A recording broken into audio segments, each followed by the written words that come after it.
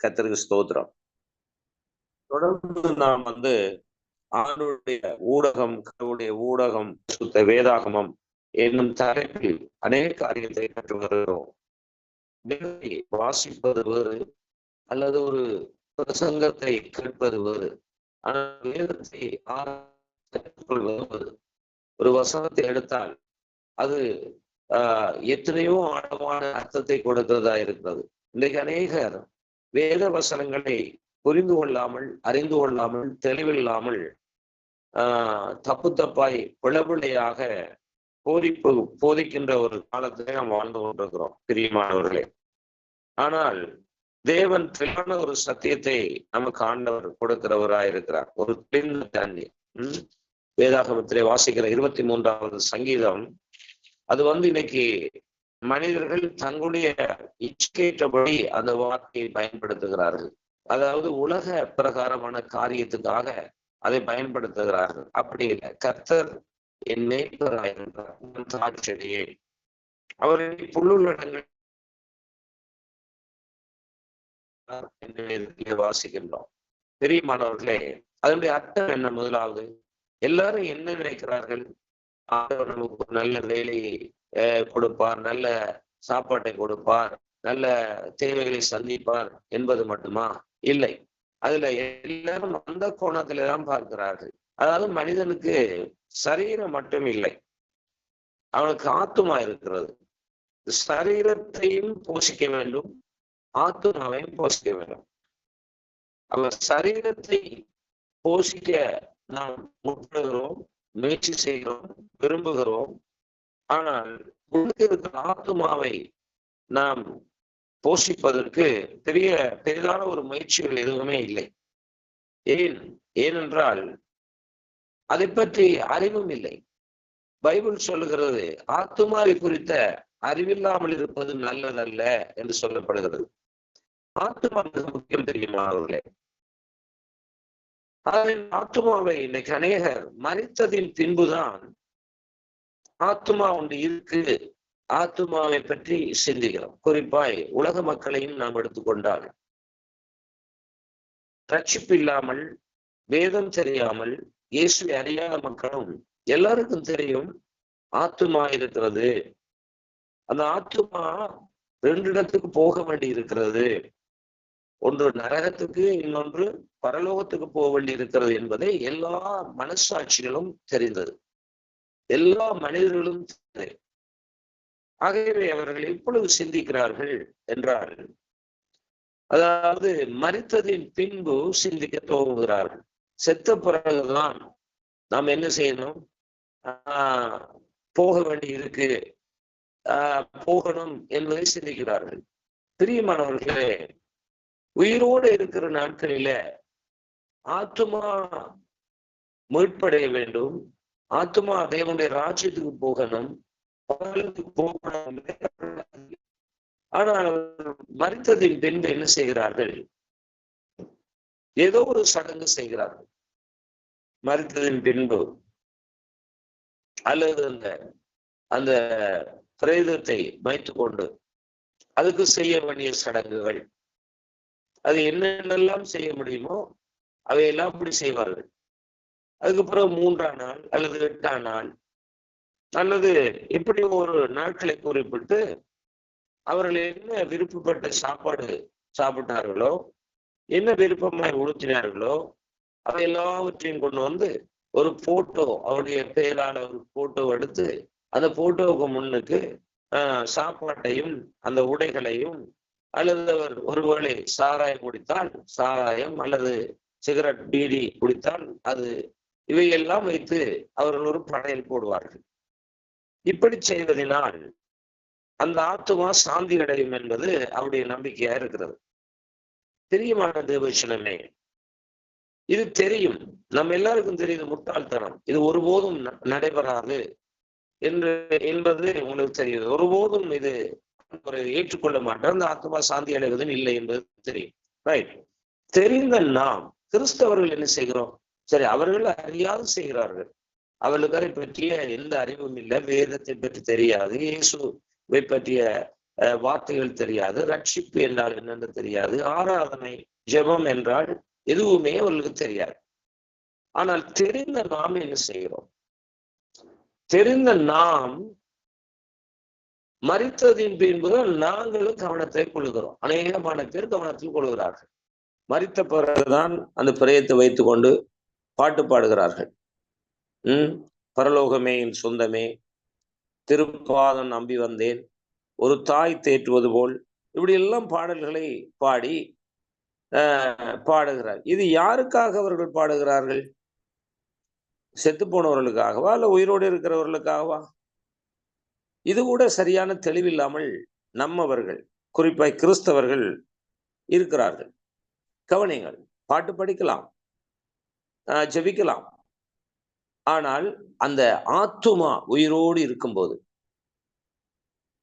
அந்த ஆத்துமா உயிரோடு இருக்கும்போது பாருங்க, பெட்டிகள்லாம் நல்ல விலை உயர்ந்த பெட்டிகள் எடுப்பார்கள், நல்ல பெரிய ஆடம்பரமான காரியங்களை இந்த செத்த அந்த மரண வீட்டிலே செய்வார்கள். அந்த வசதியானவர்கள் அப்படி செய்வார்கள். அதுக்கு பிறகு பாஸ்டரை கொண்டு வந்து அவர் அடக்க ஆராதனை செய்வார். அடக்க ஆராதனையில வளமையாக வாசிக்கிற வசனங்களை வாசிப்பார். என்ன வாசிப்பார்? குறிப்பாக மற்றவர்கள் தூக்கித்து அழுவது போல நீங்கள் அழ வேண்டாம் என்று வேதத்தில் இருக்கிறது என்று அவர் சொல்லுவார். ஆனால் அதெல்லாம் கேட்பார்கள். பிறகு 1 கொரிந்தியர் 15ஆம் அதிகாரத்தில் சொல்லப்படுகிற சில வார்த்தைகளை அவர் வாசிப்பார். அதிலே வாசித்து சில விளந்த பிரசங்களையும் கூட அவர் பண்ணலாம். அப்படி பண்ணுகின்ற பொழுது இது யார் கேட்பது? மரித்தவர் கேட்பாரா? அல்ல உயிரோடு இருக்கிறவர்கள் கேட்பார்களா? மரித்தவர்களால ஒன்றும் கேட்க முடியாது. மரித்தவர்களால ஒன்றுமே கேட்க முடியாது.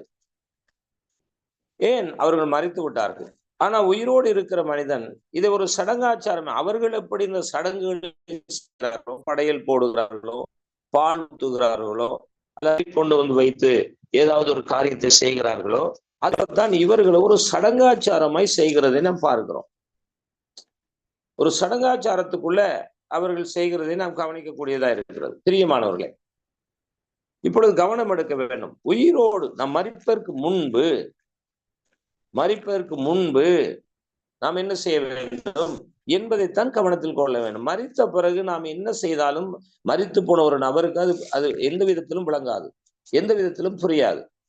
எனவே நாம் எப்பொழுது நம் ஆண்டவருடைய ராஜ்யத்தை தேட வேண்டும்? உயிரோடு இருக்கும்போது. எப்பொழுதும் ஆத்துமா பெலனா இருக்க வேண்டும், ஆத்துமா உயிரோடு இருக்க வேண்டும் என்றால் உயிரோடு இருக்கும்போது. மரித்த பிறகு எந்த விதமான காரியங்களையும் செய்ய முடியாது. மரித்த பிறகு எந்த விதமான காரியங்களையும் அங்கே செய்ய முடியாது, பிரியமானவர்களே. எனவே நாம் கவனத்தில் கொள்ள வேண்டும். இப்பொழுது உயிரோடு இருக்கும்போது தானே நாம் என்ன செய்யணும்? நம்முடைய ஆத்துமாவை பலப்படுத்திக் கொள்ள வேண்டும். ஆத்துமாவுக்கான ஆகாரத்தை புசித்து ஆத்துமாவை பரிசுத்தமாய் காத்துக் கொள்ள வேண்டும், பிரியமான தேவச்சனமே. ஆகவே இதை நாம் கவனத்தில் கொள்வதில்லை. அடுத்ததாக நாம் அந்த மரண வீட்டிலே சில பகுதிகள் எடுப்பார்கள். சில பகுதி அதுக்கண்டே ஒரு சில பகுதிகளை வைத்திருப்பார்கள். அந்த பகுதிகளை வாசித்து ஒன்றை சொல்லிவிட்டால் மட்டும் அது சரி வராது. ஆனால் என்ன செய்ய வேண்டும் பாருங்கள். 1 கொரிந்தியர் 15ஆம் அதிகாரத்தில் மிகவும் நாம் வாசிக்கக்கூடியதா இருக்கிறது. 22வது வசனம் வாசிங்கள். 12, 15, 22. 1 கொரிந்தியர் 15, 22.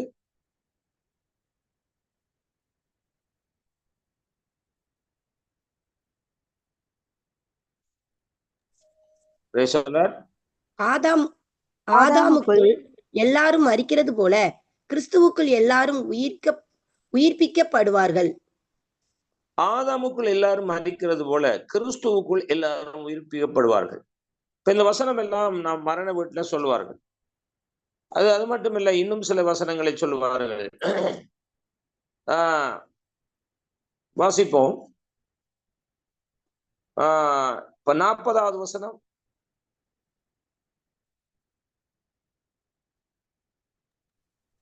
வானத்துக்குரிய மேனிகளும் உண்டு, பூமிக்குரிய மேனிகளும் உண்டு. வானத்துக்குரிய மேனிகளுடைய மகிமையும் வேறே, பூமிக்குரிய மேனிகளுடைய மகிமையும் வேறே. ரைட். 42, 43. மரித்தோரின் உயிர்த்தெழுதலும் அப்படியே இருக்கும். அழிவுள்ளதாய் விதைக்கப்படும், அழிவில்லாததாய் எழுந்திருக்கும். கனவீனமுள்ளதாய் விதைக்கப்படும், மகிமையுள்ளதாய் எழுந்திருக்கும். பலமுள்ளதாய் விதைக்கப்படும், பலவீனமுள்ளதாய் விதைக்கப்படும், பலமுள்ளதாய் எழுந்திருக்கும். இதெல்லாம் வாசிப்போம். எல்லாரும் ஆனா யாருக்கு அந்த செத்து போன அந்த மரித்து போன அந்த நபருக்கு ஒன்றுமே அதுங்க புரியாது, விளங்காது. இருக்கிறவங்களுக்கும் கூட அது தெளிவும் இல்லை. செத்து போனார்கள். Right, okay. இப்பொழுது கவனியுங்கள். இதெல்லாம் பார்த்தாலும் அதுக்கு பிறகு அந்த மரண வீடு முடிந்த பிறகு எல்லாரும் மறந்து விடுவார்கள். எது செத்தவர்களையும் மறந்து விடுவார்கள், தங்களையும் மறந்து விடுவார்கள். நமக்குள்ள ஒரு ஆத்துமா இருக்கே, இந்த ஆத்துமா மரித்ததின் பின்பு தேவனுடைய ராஜ்யத்துக்கு போகணுமே என்ற அறிவு எந்த விதத்திலும் மக்களுக்கு பெருசா இருப்பதில்லை. அடுத்து அப்படி இருந்தால் வேதத்திலே நாம் பார்க்கும்போது அங்கே சொல்லப்படுகிறது, நீங்கள் மற்றவர்கள் துக்கித்து அழுவது போல நீங்கள் அழ வேண்டாம் என்று சொல்லப்பட்டிருக்கிறது. ஆனால் அழுகிறோமே, ஊழியர்கள் கூட அழுகிறார்களே. ஒரு பிரபலமான ஒரு ஊழியக்காரர் இருந்தார். அவருடைய மகள் இறந்து விட்டாள், மரித்து விட்டார். அவர் எல்லா மீட்டிங்களையும் நான் இரத்த கண்ணீர் வடிக்கிறேன், என் மகளை நினைத்து நினைத்து இரத்த கண்ணீர் வடிக்கிறேன் என்று சொல்லி அறிக்கை செய்வார். இப்படி சொல்லி கொண்டிருப்பார். அப்ப என்ன இங்க நடக்கிறது? அப்ப இதைத்தானே அவங்களும், யார் அந்த ரட்சிக்கப்படாத ஜனங்களும் மரித்ததின் பின்பு அவர்கள் ஏதோ ஒன்றை செய்வது போல நம்மவர்களும் ஏதோ ஒன்றை செய்கிறார்கள். ஆனால் அப்படி அல்ல. மரிப்பதற்கு முன்பு அந்த ஆத்துமா பலனா இருக்கணும், அந்த ஆத்துமா ஜீவன் உள்ளதா இருக்கணும், அந்த ஆத்துமா பரலோகத்துக்கு போற ஆயத்தங்களா இருக்கணும். செத்த பிறகு பரலோகத்துக்கு போறது அல்ல. நாம் சாவதற்கு முன்பே நாம் பரலோகத்துக்கு போவதற்கான சகல ஏற்பாடுகளையும் சகல நடவடிக்கைகளையும் மேற்கொள்ள வேண்டும் பிரியமானவர்களே. அப்படி இல்லாவிட்டால் நாமும் புறஜாதிகளும் ஒரே இடத்துல இருக்கிறோம். அவர்களும் கதறுகிறார்கள், அழுகிறார்கள். அவர்கள் என்னத்தை சொல்லி அழுகிறார்களோ அதைத்தான் கிறிஸ்தவர்களும் சொல்லி அழுகிறார்கள். அநேகமான பேர், ஒரு கிட்டத்தட்ட ஒரு நினைக்கிறேன் ஒரு 30%, ஒரு 130% கொஞ்சம் அவங்களுக்கு ஓரளவுக்கு தெரியும். அந்த புறஜாதிகள் செய்வது போல அவர்கள் மரண வீட்டுல செய்யறது இல்லை. ஆனால் 70% என்ன செய்யறாங்க? மரண வீட்டுல புறஜாதிகள் செய்வது போல செய்கிறார்கள். ஆனால் அங்க என்ன நடக்கிறது? பாடல் பாடப்படுகிறது. என்ன பாட்டு பாடப்படுகிறது? ஒரு தாய் தேற்றுவது போல் என்னை தேவன் தேற்றுவார், பரலோகமே என் சொந்தமே, எப்ப காண்பேனோ, எப்பொழுது காண்பேனோ, ஜோதி தோன்றும் ஒரு தேசம் உண்டு. இப்படி பாடல்கள் எல்லாம் நிறைய பாடுகிறோம். அந்த பாடல்களுக்கான ஒரு அர்த்தம் அங்கே இருக்கின்றதா சொல்லுங்க. இல்ல. என்ன காரணம்? அதெல்லாம் ஒரு சடங்காச்சாரமாக பாடிவிட்டு இந்த பாட்டு தான் பாட வேண்டும், இந்த வசனம் தான் வாசிக்க வேண்டும், நல்ல போராட்டத்தை போராடினேன், ஓட்டத்தை முடித்தேன் என்றெல்லாம் சொல்லுகிற வசனங்கள் அங்கே பிரசங்கிக்கப்படுகிறது. அப்படின்னால் நல்ல போராட்டத்தை இந்த நபர் போராடினாரா? வாழ்க்கையில ஒரு உயிரோடு இருக்கின்ற பொழுது இந்த நபர் கர்த்தருடைய வார்த்தையை புசித்து இந்த நபருடைய ஆத்துமா உயிருள்ளதா இருந்ததா? இப்ப சில டைம் கவனிங்க, ஒழுங்கா ஆராதனைக்கு வரமாட்டார்கள், ஒழுங்கா வேதத்தை கற்றுக்கொள்ள மாட்டார்கள், ஒழுங்கா எந்த ஒரு காரியத்திலும் ஈடுபட மாட்டார்கள். அவர்கள் மரித்து போனார்கள். போதகர் என்ன போய் சொல்றார்? இவர் நித்தியத்துக்கு போயிருப்பார், இவர் பரலோகத்துக்கு போயிருப்பார் என்று சொல்லி அந்த வளமை தான் அது கர்த்தருக்குள் மரிக்கிறவனும் சரி, கர்த்தருக்குள் மரிக்காதவர்களும் சரி, எல்லாத்துக்கும் அதே வார்த்தை தான். ஒருவேளை ஒரு சிலர் ஆயத்தமாகி மரித்திருப்பார்கள், அல்ல கடைசி நேரத்துல கூட அவர்கள் ஆண்டவருக்குள்ள ஒப்பு கொடுத்திருக்கலாம், வாய்ப்பு இருக்கு. ஆனால் சில பேர் கடைசி வரைக்கும் ஒப்பு கொடுக்காத நபர்களும் இருக்கிறார்கள். அப்ப அவர்கள் எப்படி பரலோகம் போவார்கள்? சரி, இதுக்கெல்லாம் என்ன நாம் இன்றைக்கு பார்க்க போகிறோம்? யோசித்து பாருங்கள். வாசிப்போமா? 1 தீமோத்தேயுவின் புத்தகம் 6வது அதிகாரம் 12வது வசனம் வாசிப்போம். 12. விசுவாசத்தின் நல்ல போராட்டத்தை போராடு, நித்திய ஜீவனை பற்றிக்கொள், அதற்காகவே நீ அழைக்கப்பட்டாய். அநேக சாட்சிகளுக்கு முன்பாக நல்ல அறிக்கை பண்ணுகிறவனுமாய் இருக்கிறாய். சரி, இது உயிரோடு இருக்கிறவர்களுக்கா அல்லது மரித்து போனவர்களுக்கா? சொல்லுங்க. ஹலோ ஹலோ, கேக்குதா? இந்த வசனம் உயிரோடு இருக்கிறவர்களுக்கா மரித்து போனவர்களுக்கா? உயிரோட இருக்கிறவங்களுக்கு. ஆனா நாம எப்ப இத கவனத்துல கொள்றோம்? இந்த வசனங்கள்லாம் எப்ப கவனத்தில் கொள்கிறோம்?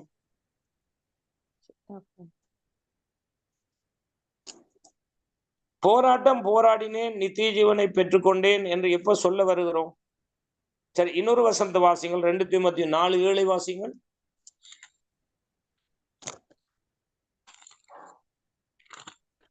நல்ல போராட்டத்தை போராடினேன், ஓட்டத்தை முடித்தேன், விசுவாசத்தை காத்து கொண்டேன். 8. இது முதல் நீதியின் கிரீடம் எனக்காக வைக்கப்பட்டு இருக்கிறது. நீதியுள்ள நியாயாதிபதியாகிய கர்த்தர் அந்நாளிலே அதை எனக்கு தந்தருளுவார். எனக்கு மாத்திரம் அல்ல, அவர் பிரசன்னமாகுதலை விரும்பும் யாவருக்கும் அதை தந்தருளுவார். இதெல்லாம் எப்ப வாசிக்க வேண்டிய வசனங்கள்? எப்பொழுது தியானிக்க வேண்டிய வசனங்கள்? சொல்லுங்க எல்லாரும். உயிரோட இருக்கும் பொழுது. ஆனா இதை எப்ப நாம நினைவு கூறுகிறோம்? மரணாபத்தில். இது சரியா? இது முறையா? அப்ப புறஜாதிகளுக்கு நமக்கு என்ன வித்தியாசம் இருக்கு? அப்ப நாம எங்க தள்ளப்பட்டிருக்கோம்? கிறிஸ்தவம் எங்க போய்கொண்டிருக்கிறது? திருச்சபை எங்கே போய்கொண்டிருக்கிறது? ஆண்டவருடைய பிள்ளை என்று சொல்லுகிறவர்களுக்கும் புறஜாதிகளுக்கு என்ன வித்தியாசம் இருக்கிறது? பாருங்க, அதுலயும் பாருங்க, நம்ம போய் எத்தனை பொய்களை அந்த மரண வீட்டுல அடக்க ஆராதனையில் நாம் செய்து கொண்டிருக்கோம் தெரியுமா? அதுல போட்டிருப்போம், இவர் கர்த்தருக்குள் நித்திரை அடைந்தார் என்று போடுவோம். அடுத்து நான் ஒரு வசனம் எல்லாரும் போடக்கூடியது, கிறிஸ்து எனக்கு ஜீவன், சாவு எனக்கு ஆதாயம். இதெல்லாம் போடுவோமா? போட முடியாது, போடுறது இல்லையா? கண்டிருக்கிறீங்களா? Hello, right. ஆனா போட்டுட்டு அங்க என்ன பண்றோம்? அப்ப கிறிஸ்து எனக்கு ஜீவன், சாவு எனக்கு ஆதாயம். அப்ப ஆதாயம் யாராவது அழுது கொண்டிருப்பாங்களா? சொல்லுங்க. ஒரு வியாபாரம் செய்கிறோம். வியாபாரம் செய்கின்ற பொழுது நல்ல வருமானம் வந்தது, நல்ல ஆதாயம் வந்தது. யாராவது அழுது கொண்டிருப்பானா? நஷ்டம் வந்தா அழலாம், கஷ்டம் வந்தா அழலாம். ஆனா அது ஆதாயம் என்று சொல்லுகின்ற பொழுது எதுக்கு அழ வேண்டும்? சொல்லுங்க. ஆனா நாம என்ன செய்து கொண்டிருக்கிறோம்? அப்ப என்ன, இதெல்லாம் உயிரோடு இருக்கும் போது நபர்கள், அதாவது விசுவாசிகள் ஆத்தும பலனாய் புஷ்டியா இருக்குமா இருந்தால் ஒருபோதும் மரித்ததின் பின்பு உலக மக்கள் செய்கிற அந்த காரியத்தை செய்ய மாட்டார்கள். கவனிங்கள். அப்போ முதல் யோசிக்கணும், சாவு எனக்கு ஆதாயம் என்று சொல்லுகின்ற பொழுது எதற்கு நாம் அழ வேண்டும்? எதற்கு நாம் துடிக்க வேண்டும்? எதற்கு நாம் கவலைப்பட வேண்டும்? ஏன்? அது அந்த ப்ரிப்பரேஷன், அதாவது முன் ஆயத்தங்கள், அது யாருக்கும் கிறிஸ்தவர்களுக்கு இல்லாதனால அது ஒரு துக்க வீடாய் கொண்டாடுகிறார்கள். கிறிஸ்துவுக்குள் மரித்தவர்கள் பாக்கியவான்கள் என்று சொல்லப்பட்டிருக்கிறது. கிறிஸ்துவுக்குள் மரித்தவர்கள் பாக்கியவான்களாம். பாக்கியவான்கள் என்றால் என்ன? ஆஸ்வதிக்கப்பட்டவர்கள். ஆனா நாம என்ன செய்யறோம்? நாம வசனம் ஒன்று சொல்றது, பாட்டொண்டு பாடுறது, செயல்கள் எல்லாம் வெவ்வேறாய் இருக்கிறது. பாடல்களுக்கும் வசனத்துக்கும் பிரசங்கத்துக்கும் வாழ்க்கைக்கும் எந்த சம்பந்தமே கிடையாது. நான் இந்த டெலிவரன்ஸ் மினிஸ்ட்ரியில எத்தனையோ சத்தியங்களை அறிவித்திருக்கிறேன், கிட்டத்தட்ட 2 ஆண்டுகளுக்கு மேலாக. ஆனால் இதை கேட்ட சத்தியத்தை கேட்டவர்கள் அளவுக்கு வாழ்க்கையில நடைமுறைப்படுத்துகிறார்கள், செயல்படுத்துகிறார்கள் என்பது எனக்கு தெரியாது. கர்த்தர் அறிவார். ஆனால் எவ்வளவோ ஆழமான சத்தியங்கள் இந்த டெலிவரன்ஸ் மினிஸ்ட்ரியில நான் போதித்திருக்கிறேன். பாருங்க, ஆரம்பத்தில் இருந்தவர்கள் எல்லாம் காணவில்லை. என்னால் அவர்கள் இன்னைக்கு என்ன, ஒருவேளை சிக்னல் இன்டர்நெட் பிரச்சனையா இருக்கலாம், அல்லது ஒரு உண்மையான பலகீனமா இருக்கலாம். ஓகே. ஆனால் இது ரெண்டும் இல்லாமல் என்ன செய்வார்கள்? அது நினைத்தால் வருவார்கள், நினைத்தால் வரமாட்டார்கள். அப்ப இங்க பார்க்கின்ற இடத்துல ஒரு நல்ல ஒரு காலை பொழுது ஆண்டவரை தேடுகின்றதுக்கு அருமையான ஒரு சந்தர்ப்பம். எனக்கும் தான் பலகீனம் இருக்கிறது, எனக்கும் தான் நிறைய பிரச்சனைகள் இருக்கிறது. ஆனாலும் அந்த பலகீனத்தை பாராதபடி என்னை பொறுத்த மட்டும் திங்கட்கிழமையிலிருந்து ஞாயிற்றுக்கிழமை வரைக்கும் நான் வேத பாடம் அதிகாலையில நடத்துகிறேன். இந்த டெலிவரன்ஸ் மினிஸ்ட்ரியில 3 நாட்கள், இதை தொடர்ந்து ஜீசஸ் தி வே மினிஸ்ட்ரி என்று சொல்லி அங்கேயும் 3 நாட்கள், பெட்ரா அப்போஸ்தலிக் மினிஸ்ட்ரி என்று சொல்லி 1 நாள். எனக்கு ஓய்வே இல்லை. ஆனால் ஒரு எப்பவாவது முடியல, எப்பவாவது பிரச்சனை என்றால் அது தவிர்க்கப்பட வேண்டும். ஆனா மற்றும்படி என்னால என்ன செய்ய முடியாது, இருக்க முடியாது. இப்ப இரவு நான் கனவா நினைவான்னு எனக்கு தெரியல.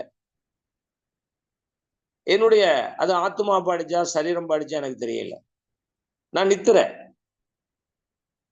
நான் எழும்புவதற்கு முதல் அப்படியே என்னுடைய மனதில், என்னுடைய சிந்தையில ஒரு பாட்டினுடைய வரிகள், அந்த பாட்டு எனக்கு மிகவும் பிடிக்கும். உந்தன் வேதம் எனது உணவு, நன்றி கீதம் இரவின் கனவு. உந்தன் வேதம் எனது உணவு, நன்றி கீதம் இரவின் கனவு. உந்தன் பாதம் போதும் எனக்கு, அதுதானே அணையா விளக்கு. உந்தன் பாதம் போதும் எனக்கு, அதுதானே அணையா விளக்கு. உந்தன் வேதம் எனது உணவு, நன்றி கீதம் இரவின் கனவு. உந்தன் வேதம் எனது உணவு, நன்றி கீதம் இரவின் கனவு. உந்தன் பாதம் போதும் எனக்கு, அதுதானே அணையா விளக்கு. உந்தன் பாதம் போதும் எனக்கு, அதுதானே அணையா விளக்கு. இந்த வார்த்தைகளை அப்படியே கனவு நினைவு எனக்கு தெரியல. ஆனா நான் நல்ல நித்திர, நல்ல தூக்கம். ஆனா இது என்னுடைய ஆத்மா உச்சரித்து கொண்டே இருக்கிறது. ஆகவே எந்த பலகீனம் இருந்தாலும், எவ்வளவு போராட்டம் இருந்தாலும், அந்த வார்த்தைகளை கற்றுக்கொள்ளவும் கற்றுக் கொடுக்கவும் தேவன் பலப்படுத்தி உயிரிடைய பண்ணுகிறார். அப்ப ஆத்மா எப்பொழுது உயிரா இருக்க வேண்டும் என்றால், நாம் நம்முடைய சரீரத்துக்குள்ளே இந்த ஜீவன், இந்த உயிர் இருக்கின்ற பொழுதே ஆத்துமாவை நாம் தயார்படுத்த வேண்டும். மரித்ததின் பின்பு மரண வீட்டுல போய் யாரும் தயார்படுத்தவும் முடியாது, மரித்தவன் தயார்படுத்தவும் முடியாது. ஆகவே தான் அந்த அதிகாலை பொழுதுல ஆண்டவருடைய சமூகத்துல வந்திருக்கிற நாம் ஆண்டவருடைய வார்த்தையை கற்றுக்கொள்ள வேண்டும். இப்ப இன்னைக்கு நான் போன முறை சொன்னது போல, இப்ப இதுல விட்டு விட்டு வாரதுனால சிலருக்கு அந்த தொடர்ச்சி அநேகமாக விளங்காது, புரியாது. சில பேர் தொடர்ந்து வந்து கொண்டிருக்கிறீர்கள், அவர்களுக்கு என்ன ஏதுவென்று தெரியும். இது தொடர்ச்சி. இது கர்த்தருடைய ஊடகம், கடவுளுடைய ஊடகம், பரிசுத்த வேதாகமம் என்பதை குறித்த தொடர் தான் இதை நாம் செய்து கொண்டிருக்கிறோம். இப்ப புதுசா ஒரு முறை வந்து விட்டால், அல்லது எப்போவாவது ஒரு முறை வந்து எட்டி பார்த்தால் என்னுடைய விஷயம் தெரியாது. சிலருக்கு தெரியலாம், சிலருக்கு தெரியாது. அப்ப சில வேளை டவுட் பண்ணக்கூடிய வாய்ப்பும் உங்களுக்கு இருக்கு, சந்தேகப்படக்கூடிய வாய்ப்பு இருக்கு. ஏன்னா தொடர்ச்சியா இதை கற்றுக்கொண்டு வருகிறோம். கவனிங்கள். எனவே இந்த நாளிலே நாம் கவனத்தில் கொள்ள வேண்டும். மரியாளை தேவனுக்கு அதிகமாய் பிடிக்கும், இயேசுக்கு அதிகமாய் பிடிக்கும். மரியாளை அதிகமாய் பிடிக்கும் பாருங்க. அடுத்து மகதலேனா மரியாளை பாருங்க. மகதலேனா மரியாள் அதிகாலை இருட்டோடே இயேசுவை தேடிக்கொண்டு போனார்கள். அதுபோல எத்தனை சகோதரிகள், எத்தனை சகோதரர்கள், எத்தனை ஊழியர்கள் அதிகாலை பொழுதுல இயேசுவை தேடி வருகிறார்கள். தேடி வருகிறார்கள் என்ன? இயேசு யார்? எந்த வடிவத்தில் இருக்கிறார்? யோசிங்க. இன்னைக்கு நிறைய பாடல்களை பாடுகிறோம், நல்லதுதான். நிறைய ஆராதனை செய்கிறோம், நல்லதுதான். ஆனா எத்தனை பேர் வேதத்தை கற்றுக்கொள்கிறோம்? வேதத்தை கற்றுக்கொண்டால் தான் நித்திய ஜீவனை பெற்றுக்கொள்ள முடியும் என்று வேதம் சொல்லுகிறது. வாசிக்கலாம். 1000 முறை வாசித்தாலும் அந்த வசனம் ஞாபகத்தில் இருக்க வேண்டும். வாசிக்கலாம். யோவான் 5:39. யோவான் 5:39. வேத வாக்கியங்களை ஆராய்ந்து பாருங்கள், அவைகளால் உங்களுக்கு நித்திய ஜீவன் உண்டென்று எண்ணுகிறீர்களே, என்னை குறித்து சாட்சி கொடுக்கிறவைகளும் அவைகளே. ரைட். நித்திய ஜீவன் என்பது என்ன? அது எப்பொழுது கிடைக்கின்றது? அது எப்பொழுது நாம் சிந்திக்க வேண்டும்? எப்பொழுது நித்திய ஜீவனை பற்றி அறிவு நமக்கு தேவையா இருக்கிறது? உயிரோடு இருக்கும்போது. உயிரோடு இருக்கும்போதுதான். மரித்ததின் பின்பு அங்கே சடங்காச்சாரத்துல அங்க ஒன்றுமே இல்லை. சடங்காச்சாரத்துல எதுவும் நடக்க போறதும் இல்லை. அப்ப ஒரு நபர், ஒரு விசுவாசி, ஒரு கடவுளுடைய பிள்ளை உயிரோடு இருக்கும்போது தானே நித்திய ஜீவனுக்கான காரியங்களையும் பார்க்க வேண்டும். மரித்ததின் பின்பு நித்திய ஜீவனை பெற்றுக் கொள்கிறோம் என்றால் அது அது அது தவறு. அது பிழையான உபதேசங்கள். சரியான உபதேசம் என்ன? உயிரோடு இருக்கும்போது நித்திய ஜீவனை காண வேண்டும், தேவராஜ்யத்துக்கான காரியங்களை செய்ய வேண்டும். நல்ல போராட்டத்தை போராடினேன்னா அதனுடைய அர்த்தம் என்ன? நாம் ஒவ்வொரு நாளும் கர்த்தருக்காக வாழ்கின்ற வாழ்க்கை. நமக்கு வருகின்ற போராட்டம், துன்பம், துயரம், வேதனை, கஷ்டம், தோல்விகள், அவமானங்கள், நிந்தைகள், இவை எல்லாவற்றிலையும் நாம் அது ஒன்றும் தேவனை அறிகின்ற அறிவுக்கு இடையூறாய் இருக்கக்கூடாது. கஷ்டம் என்று ஆண்டவருடைய வார்த்தையை கேட்காமல் இருக்க முடியாது. எனக்கு துன்பம், எனக்கு தோல்வி என்று சொல்லி ஆண்டவருடைய வார்த்தையை கேட்காம இருக்க முடியாது. இன்னைக்கு நிறைய பேர் என்ன செய்கிறார்கள்? ஏதாவது ஒரு பிரச்சனை வந்து விட்டால் ஆண்டவருடைய வார்த்தையை கேட்கறது இல்லை, ஆண்டவருடைய வார்த்தையை பார்க்கிறதும் இல்லை. கவனியங்கள். மற்றது தப்பா வேத வாக்கியங்களை வியாக்கியானம் பண்ணுவது, தப்பா வேத வாக்கியங்களை சொல்லிக் கொடுப்பது.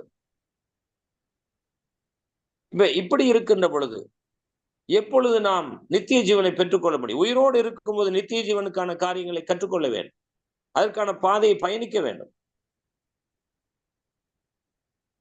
மரித்ததின் பின்பு நாம் ஒன்றும் செய்ய முடியாது. அங்கே ஜெபிக்க முடியாது, மனம் திரும்ப முடியாது, வேதத்தை கற்றுக்கொள்ள முடியாது, எதையும் செய்ய முடியாது. முடிஞ்சது, கதை முடிந்தது, அவ்வளவுதான். ஆகவே பிரியமானவர்களே, வேதத்தை நீங்கள் கற்றுக்கொள்ள வேண்டும்.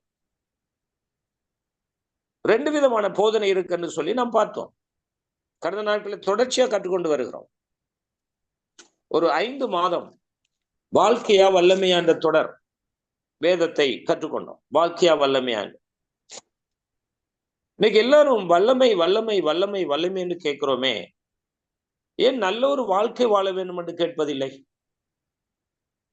அக்கினியால் நிரப்பும், அபிஷேகத்தால் நிரப்பும், வல்லமையால் நிரப்பும், வரங்களினால் நிரப்பும் என்று அதுக்கு முக்கியத்துவம் கொடுக்கிறோம், அதுக்கு இம்பார்ட்டன்ட் கொடுக்கிறோம். ஏன் ஒரு ஹோலி லைஃப், ஒரு பியூர் லைஃப், ஏன் அதை நாம் கேட்பதில்லை? ஏன் ஆண்டவரே என்னை வார்த்தையால் நிரப்பும் என்று எங்கேயாவது அபிஷேக கூட்டம் நடக்கிறதா?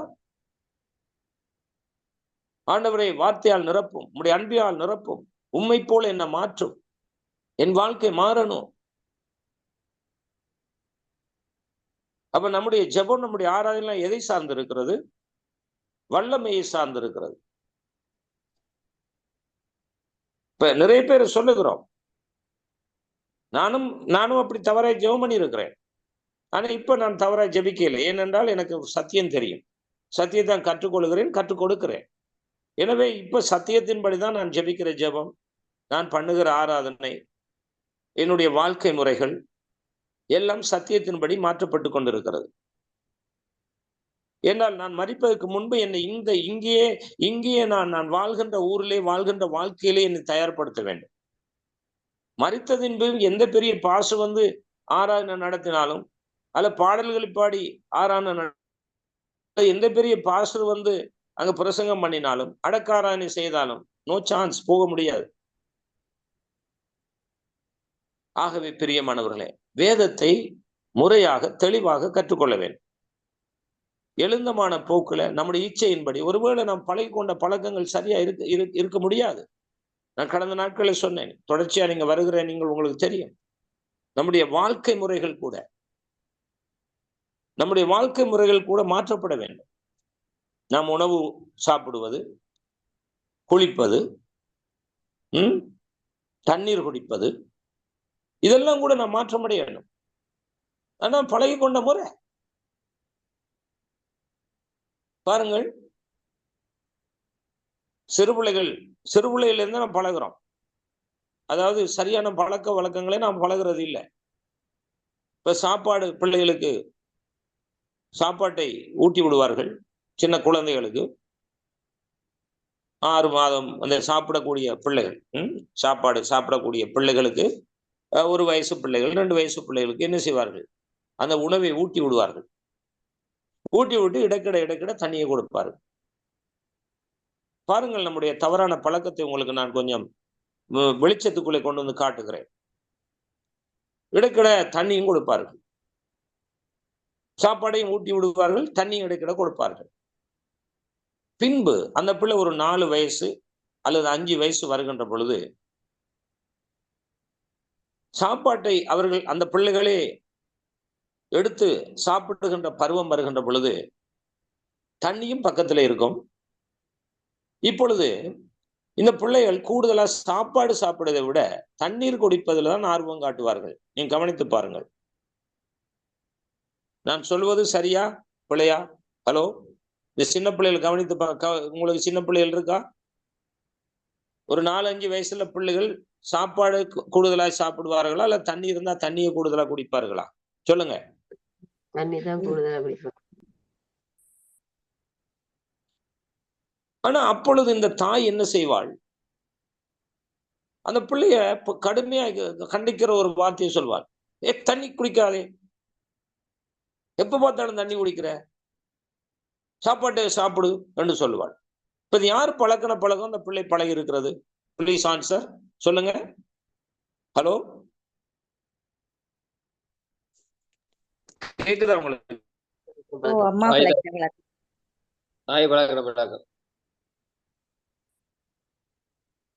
எல்லாரும் இருக்கிறீங்களா?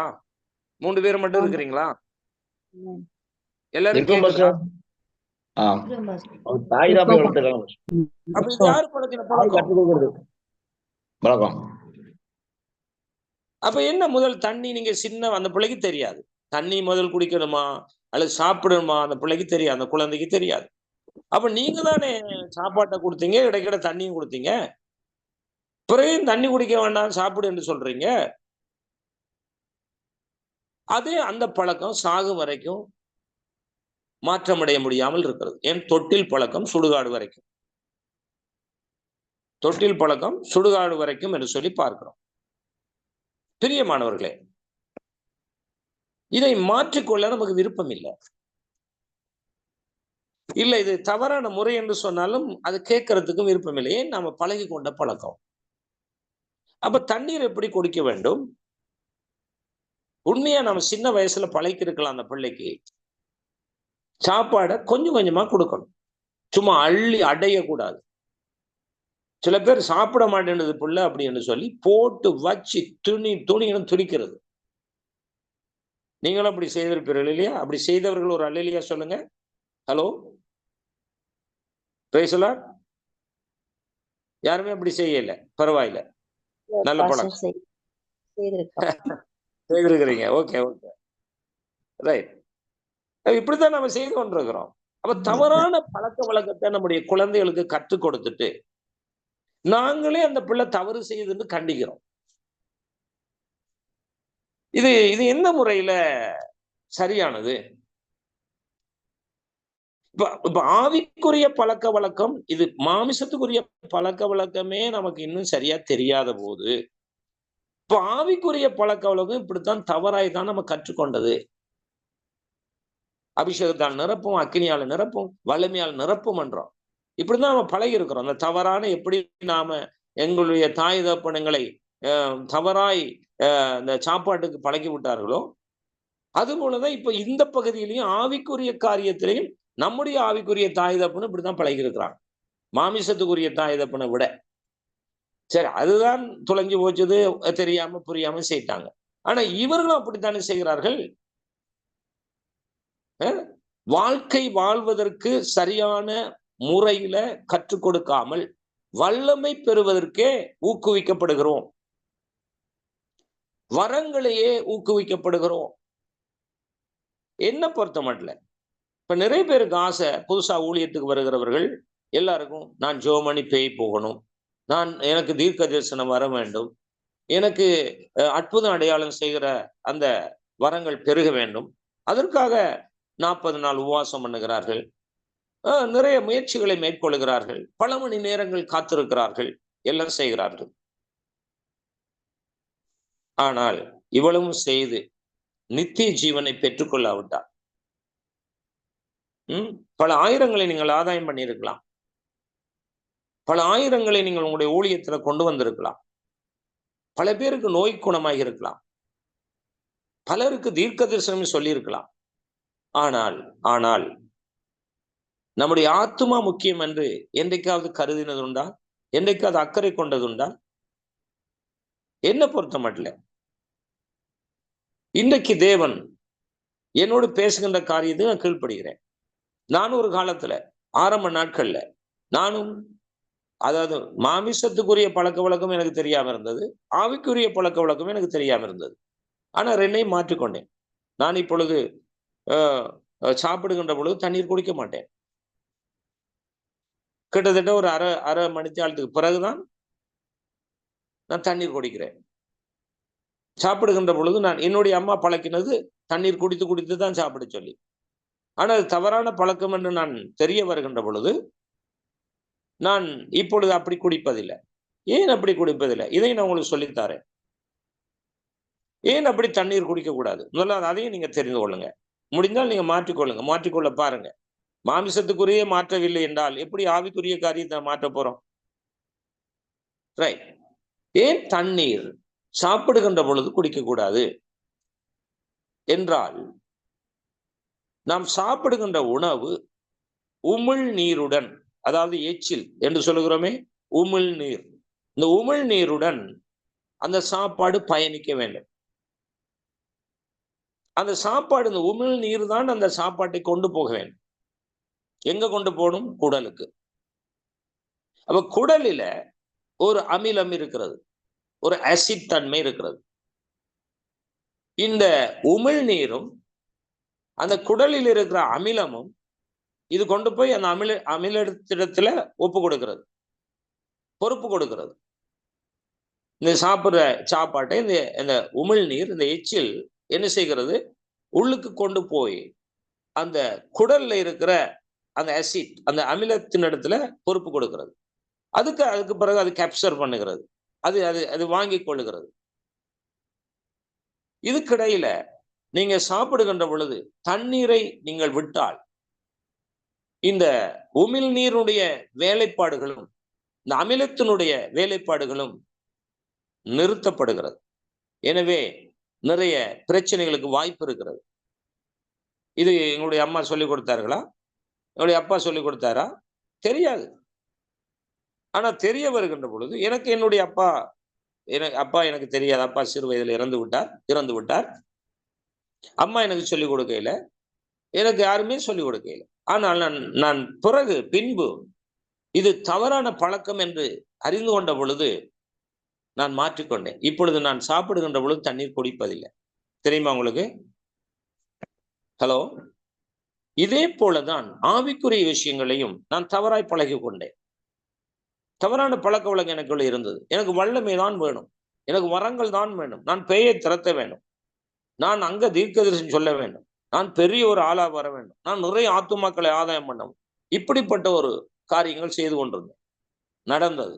ஆனால் வசனத்தை சரியான முறையிலே கற்றுக்கொண்ட பொழுது எனக்கு தீர்க்க தரிசனம் சொல்றத வரத்தை விட, பேய் திரத்துற வரத்தை விட, நிறைய பேர் கூடுவதை விட, முதல் என்னுடைய ஆத்துமா பலன் அடைந்து, நான் முதலாவது நித்திய ஜீவனுக்கு போறதுக்கு நான் என்னை தயார்படுத்த வேண்டும் என்ற ஒரு நிலைக்கு வந்து விட்டேன். எனக்கு நிறைய பேர் அப்படி செய்யறதில்ல. திரும்ப திரும்ப சொல்லுகிறேன், நினைக்காதீங்க. இது நமக்கு தேவையான ஒரு வார்த்தை தான். என்னடா இருந்தால் சொன்னதெல்லாம் சொல்லிக் கொண்டே இருக்கிறார் என்று சொல்ல வேண்டாம். அப்படி சொல்லி ஒரு சிலர் தவறான கருத்துடையவர்களாக இந்த டெலிவரன்ஸ் மினிஸ்ட்ரியில இருந்தவர்கள், ஆனால் இப்பொழுது இல்லை. அவர்கள் தவறை வந்தவர்களையும் தடை செய்தவர்கள்.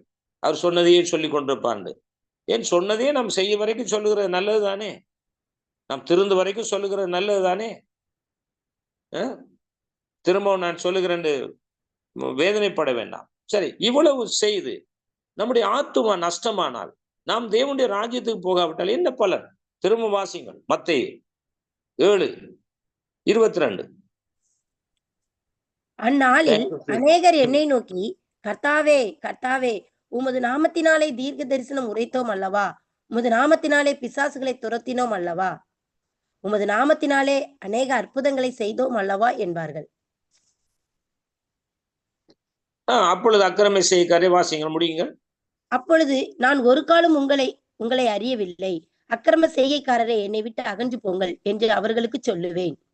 சரி, இந்த இணைப்புல பாஸ்டர்ஸ் இருக்கிறீங்க, ஊழியக்காரிகள் இருக்கிறீங்க, சகோதர சகோதரிகள் இருக்கிறீங்க. இப்ப இந்த வார்த்தையை பார்க்கும்போது நமக்கு ஒரு பயம் வர இல்லையா? வருதா வர இல்லையா? சொல்லுங்க. ஹலோ,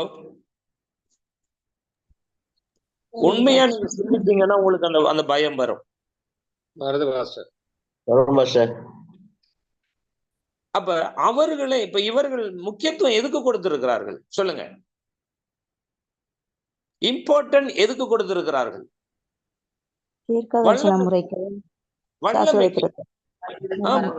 வல்லமை வேணும் என்று உபவாசம் பண்ணி அங்க செய்து இங்க செய்து தண்ணி குடிக்காம ஒன்றும் குடிக்காம வல்லமை ஊத்துங்க ஊத்துங்க ஊத்துங்கன்னு ஊத்தியாச்சு. ஆண்டவர் ஊற்றிட்டார், வல்லமையை ஊற்றிட்டார். நீ தீர்க்க தரிசனம் சொல்லுகிறாய், ஓகே.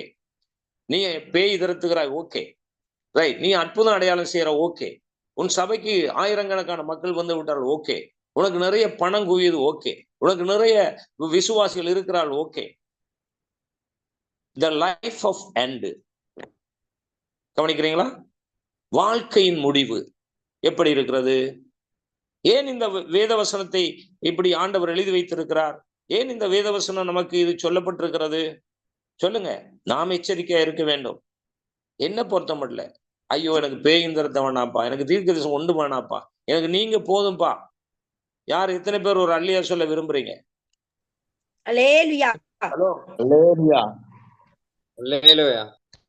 எனக்கு ஒண்ணு வேணாப்பா, நீங்க போதும்பா, உங்களுடைய ராஜ்யம் போதும்பா, நான் என்னுடைய ஆத்மா உருப்படியா ரட்சிக்கப்பட்ட போதும்பா.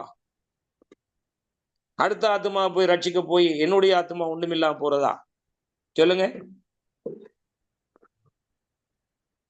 யோசித்து பாருங்க.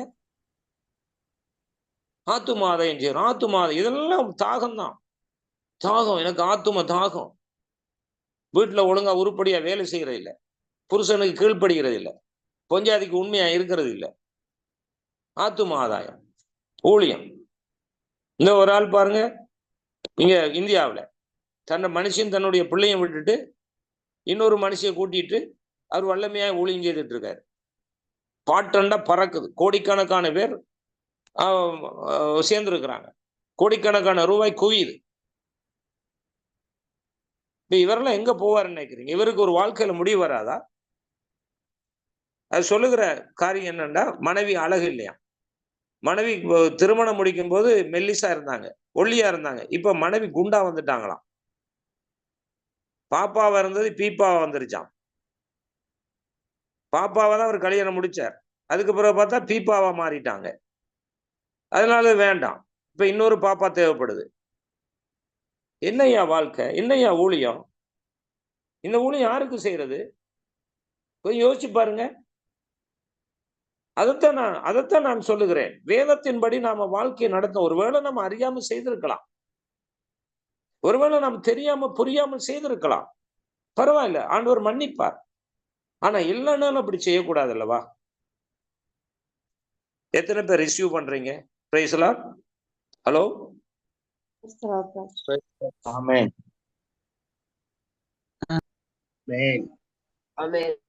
ஆமென். இப்ப எல்லா நாளும் நாம் இந்த டூப் அடிச்சிட்டு இருக்க கூடாது. கர்த்தருக்கு எல்லாம் தெரியும். நாம நினைக்கிறோம், ஆஹா யாருக்கும் தெரியாது, நான் பாவம் செய்வது யாருக்கும் தெரியாது, பரவாயில்ல நான் மறைச்சு விட்டேன். கெட்டிக்காரன் பிசாசு உங்களுக்கு சொல்லிக் கொடுக்கிறான், நமக்கு சொல்லிக் கொடுக்கிறான். ஆனா யார் பார்த்து கொண்டிருக்கிறார்? 139வது சங்கீதத்தின் படி உன் உட்காருதலையும் உன் எழுந்திருக்கிறதையும் உன் நினைவுகளையும் உன் பேச்சுவார்த்தைகளையும் நான் அறிந்து கொண்டிருக்கிறேன். எனக்கு மறைவானது ஒன்றும் இல்லை. யாவும் தேவனுடைய பார்வையில நிர்வாணமாகவும் வெளியரங்கமாகவும் இருக்கின்றது. என்னை கேட்டுக்கொண்டிருக்க அருமையானவர்களே, நமக்குள்ள ஒரு ஆத்துமா இருக்கு. அதை ஜாக்கிரதையா பார்த்து கொள்ளுங்க, அதை கவனமா பார்த்து கொள்ளுங்க. அந்த ஆத்மாவுக்கு தான் இப்படிப்பட்ட பலமான ஆகாரம் தேவை. அதைத்தான் திரும்பவும் நான் வாசிக்க கேட்போம். Glory to God. 1 யோவான் 4வது அதிகாரம் 1வது வசனம். பிரியமானவர்களே, உலகத்தில் அநேக கள்ளதீர்க்கதரிசிகள் தோன்றி இருப்பதினால் நீங்கள் எல்லா ஆவிகளையும் நம்பாமல் அந்த ஆவிகள் தேவனால் உண்டானவைகளோ என்று சோதித்தறியுங்கள். தேவ ஆவியை நீங்கள் எதனால் அறியலாம் என்றால், மாமிசத்தில் வந்த இயேசு கிறிஸ்துவை அறிக்கை பண்ணுகிற எந்த ஆவியும் தேவனால் உண்டாயிருக்கிறது. மாமிசத்தில் வந்த இயேசு கிறிஸ்துவை அறிக்கை பண்ணாத எந்த ஆவியும் தேவனால் உண்டானது அல்ல. அது வரும் என்று நீங்கள் கேள்விப்பட்ட அந்தி கிறிஸ்துவினுடைய ஆவி அதுவே. அது இப்பொழுது உலகத்தில் இருக்கிறது. எங்கேயாவது உங்களுடைய ஏரியால பார்த்திருக்கிறீங்களா அந்தி கிறிஸ்துவின் ஆவிய? பிரதர் சிஸ்டர், சில பேர் எங்களுடைய ஐயோ நாங்கள் ஆவியெல்லாம் புட்டிச்சு எல்லாம் நரகத்துல தள்ளி விட்டுட்டோம். சில பேருடைய ஜெபம் அப்படித்தானே, புட்டிச்சு நல்ல ஆவியும் கட்டி கட்டி அப்படி நாங்க பாதாளத்தில் தள்ளி விட்டோம், ஒரு ஆவியும் இல்லை. அப்படி என்று சொல்ல முடியுமா? ஹலோ, அப்படி என்று சொல்ல முடியுமா? பைபிள் சொல்லுறதா ஐயா உண்மை, நாம சொல்றது உண்மையா இல்லையே. நம்ம என்ன சொல்றோம்? புட்டிச்சு அந்த ஆவி, அந்த ஊர்ல உள்ள ஆவி, இங்க உள்ள ஆவி, அங்க உள்ள ஆவி எல்லாத்தையும் சேர்த்து கட்டி, என்னத்துல கட்டுனீங்க? திரும்ப திரும்ப வருகுதே அந்த ஆவி, கட்ட கட்ட வருகுதே. பாதாளத்துல தள்ளி விட்டோம். பாதாளத்துல தள்ளுறதுக்கு அதுக்குரிய நாள் இருக்கு, அது அவர் தள்ளுவார், நம்முடைய வேலை கிடையாது. நம்ம ஆண்டவருக்கு கீழ்ப்படிந்து நம்ம பரிசுத்தமா கர்த்தருக்கு பயந்து வாழ வேண்டியதுதான் நம்முடைய வேலை. பிடிச்ச ஆவியில பாதாளத்துல கட்டுற வேலை யார் தந்தது உங்களுக்கு? எப்படி தவற நாம் வழிநடத்தப்படுகிறோம்? நேற்று ஒரு பாஸ்டரை நான் மீட் பண்ணினேன். நல்ல ஒரு அருமையான பாஸ்டர், நல்ல இளம் ஊழியக்காரர். அப்பொழுது நான் அவரை சந்தித்த போது நான் சொன்னேன், பாஸ்டர், நம்முடைய மக்களுக்கு, நம்மகிட்ட வார மக்களுக்கு கள்ள தீர்க்கதரிசிய இனங்காட்டி கொடுத்திருக்கிறோமா? கள்ள போதகர் இருக்கிறார்கள் என்பதை குறித்து கற்றுக் கொடுத்திருக்கிறோமா? அவர்கள் அடையாளம் கண்டிருக்கிறார்களா? இல்லை என்று சொன்னார். இல்லை என்று சொன்னார். அப்ப இல்லாத பட்சத்துல நான் கேட்டேன், அவ கள்ள போதகர்கள் இருக்கிறார்களா இல்லையா? பைபிள் சொல்லுது கள்ள தீர்க்க தரிசனம் இருக்கா இல்லையா? இருக்கு. அப்ப இந்த விசுவாசிகளுக்கு கற்றுக் கொடுத்தாதானே அவர்களிடத்திலிருந்து இவர்கள் தப்பித்துக் கொள்வார்கள். அவ எல்லாம் ஒன்றுதான், எல்லாம் நம்ம ஆட்கள் தான், எல்லாம் நம்ம கட்சி தான், எல்லாம் எங்களோட கட்சி தான் என்று சொல்லி போறது, இது ஒரு சரியான போக்கா? இது இது விழுந்து போறதுக்கும் அழிந்து போறதுக்கும் பாதாளத்துக்கு போறதுக்குள்ள ஒரு போக்கு இது. அப்ப நாம பாதாளத்துக்கு போக, நம்முடைய ஆத்மா பாதாளத்துக்கு போகக்கூடாது என்றால், நரகத்துக்கு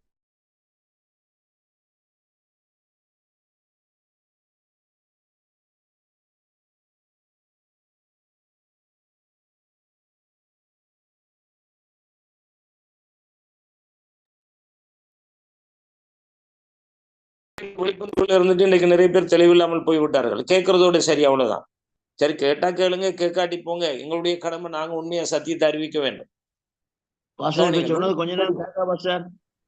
விளங்கல பாஸ்டர் சொன்னது. ஓகே, இந்த டெலிவரன்ஸ் மினிஸ்ட்ரியில 3 மாதம் விழிப்பும் தெளிவும் என்ற தலைப்புல நான் வேத பாடம் நடத்தினேன்.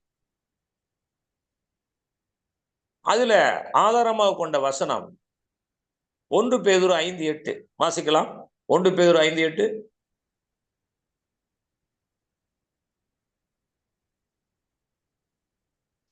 இப்ப கேக்குதா? ஆம் பாஸ்டர். ஆகையால் ஏற்ற காலத்திலே தேவன் இல்ல தெளிந்த புத்தியுள்ளவர்களாய் இருங்கள், விழித்திருங்கள். ஏனெனில் உங்கள் எதிராளியாகிய பிசாசானவன் கெச்சிக்கிற சிங்கம் போல் எவனை விழுங்கலாமோ என்று வகை தேடி சுற்றி திரிகிறான். சரி, இது நம்முடைய வீட்டுல இந்த வாக்குத்தத்தம் என்ற இடத்துல இந்த வசனம் இருந்தா, இந்த காலண்டர்ஸ்ல இந்த வசனம் பிரிண்ட் பண்ணப்பட்டிருந்தா கொஞ்சம் நம்ம விழிப்பா இருப்போமா இல்லையா? யோசித்து பாருங்க. கொஞ்சம் நாம தெளிவா இருப்போமா இல்லையா? ஆஹா, பிசாசு இருக்கிறான், விழுங்கலாம்னு சுற்றி வருவான், நாம அவனுடைய வாயில அம்பிடக்கூடாது, அகப்படக்கூடாது என்று சொல்லி ஒரு விழிப்பு தெளிவு நமக்கு வருமா இல்லையா? அடிக்கடி எச்சரிக்கப்பட்டாதானே நமக்கு ஒரு தெளிவு வரும்.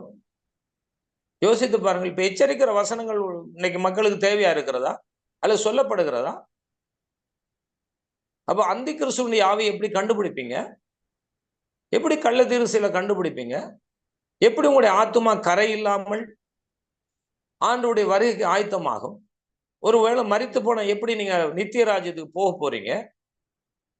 இந்த பூமியில இருக்கும் போதே நித்திய ராஜ்யத்தை பற்றி அதற்கான வழிமுறைகளை கற்றுக்கொண்டு அதற்கான பாதையிலே பயணிக்க வேண்டும். கவனியுங்கள்.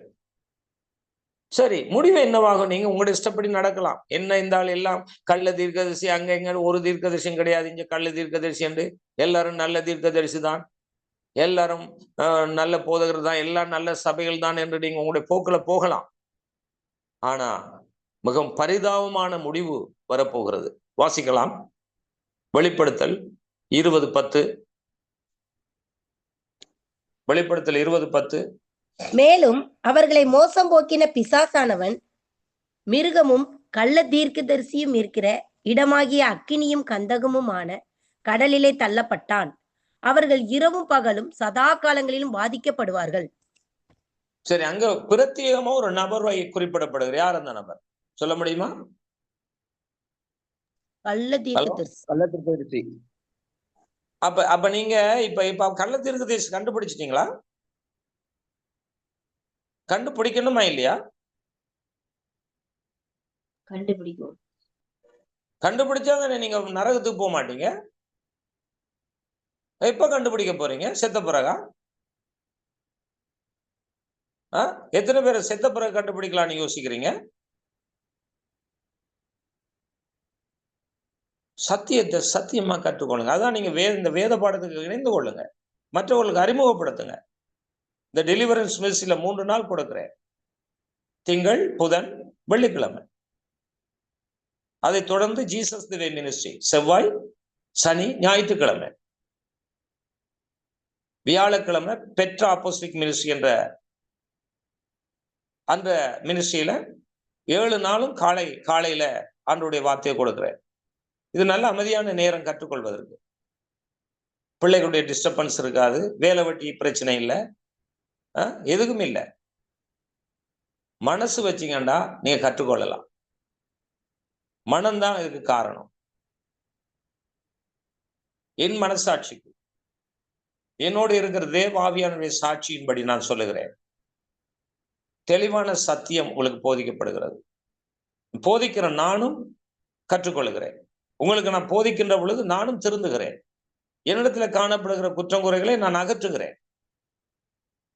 சும்மா சடங்காச்சாரத்துக்கு சபைக்கு போறது, ஆராதிக்கிறது, கையை தட்டுறது, வல்லமன்னு நிரப்பப்படுறது, கத்தி குளறிட்டு வாழ்க்கையில ஒரு மாற்றமும் இருக்கிறது இல்லை. இது ஒரு மதுபான வெறி. பைபிள் சொல்லுது, இது ஒரு மதுபான வெறி. துன்மார்க்கத்துக்கு ஏதுவான மதுவான வெறி கொள்ளாமல். யாருக்கு சொல்லுது? துன்மார்க்கம் என்பது என்ன? நீங்க நினைக்கிறீங்களா தண்ணி அடிச்சுட்டு கஞ்சா அடிச்சுட்டு திரிகிறன்னு சொல்லி? இல்ல. நாம சரியான முறையில தேவனை அறிகின்ற அறிவுல வளராமல் அந்தி கிறிஸ்து அல்ல கள்ள தீர்க்கசுடைய காரியத்தில் அகப்பட்டிருப்போம்னா அது ஒரு துன்மார்க்கம். துன்மார்க்கத்துக்கு ஏதுவான வெறி கொள்ளாமல் ஆவியினாலே ஏண்டா ஆவி. இப்ப தேவனை நம்ம ஆராதிக்கும் பொழுது எப்படி ஆராதிக்கணும்? ஆவியோடும் உண்மையோடும். அப்ப ஆவி மட்டும்தான் நம்ம பார்க்கிறோம். ஆனா உண்மை அங்க இருக்கா? ஒரு பாடல் பாடுகிறோம், இரவெல்லாம் பகல் எல்லாம் இதயம் உமக்காக துடிக்குதப்பா. பாட நல்லா இருக்கு, ஆனா உண்மையா துடிக்குதா? எவ்வளவு நேரம் ஆண்டவருடைய பாதத்தில் நாம இருக்கிறோம்? யோசித்து பாருங்கள். இன்னும் நிறைய விஷயங்களை கற்றுக்கொள்வோம். இணைந்து கொள்ளுங்கள் இந்த பைபிள் ஸ்டடியில. டெலிவரன்ஸ் மினிஸ்ட்ரியில திங்கள், புதன் மற்றும் வெள்ளிக்கிழமைகளில் கர்த்தருடைய கடவுளுடைய ஊடகம் என்னும் தலைப்பில் செய்தியை கேட்கலாம். ஜீசஸ் டே மினிஸ்ட்ரியில செவ்வாய், சனி, ஞாயிற்றுக்கிழமைகளில் ஆண்டவருடைய வார்த்தையை கேட்கலாம். ஆழமான சத்தியத்தை கற்று ஆண்டவர் இயேசுவுக்கு பிரியமாய் வாழ எங்களை ஒப்புக் கொடுப்போம். ஆமென். ஆமென். ஓகே. ஆமென். ஒரு யாராவது ஃபீட்பேக் தர முடியுமா?